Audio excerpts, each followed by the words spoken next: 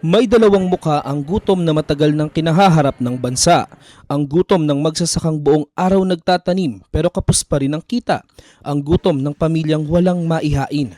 Ang ugat ng problema, maraming dinadaan ng mga middlemen ang mga ani.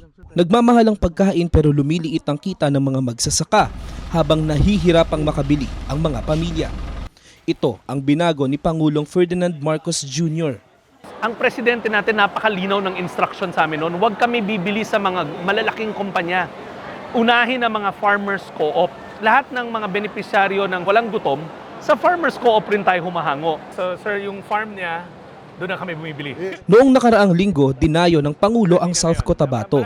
Kanyang ininspeksyon ang pagsasanib puwersa ng Department of Agriculture at Department of Social Welfare and Development para tiyaking mula bukid ay diretso na ang ani sa DSWD. Na-conceptualize ng ating Pangulo, mabawasan yung layers, lumaki ang kita for both the farmers and mas baba din ang gastos for the consumers.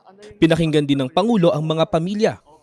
Ngayon, mas makakain na talaga kami ng 3 beses sa isang araw. Kanin na. May ulam na sir, may protein na tayo eh. Ganito, hindi na kayo nag-aalala na lalo na kayo, ang dami ninyong pinapakain.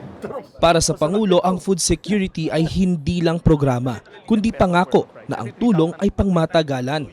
Ang tawag namin, hindi na farm to market. Ang tawag namin dito, farm to table. Dahil tuloy-tuloy mula sa mga farmer, dire-diretso na sa kanilang hapagkainan. Sa buong bansa, tuloy-tuloy ang trabaho. Isa-isang inaayos ang mga bagay na magpapagaan sa buhay ng mga Pilipino, tulad ng sama-samang pagkilos ng pamahalaan para sa siguradong pagkain sa bawat hapagkainan. Mabigat ng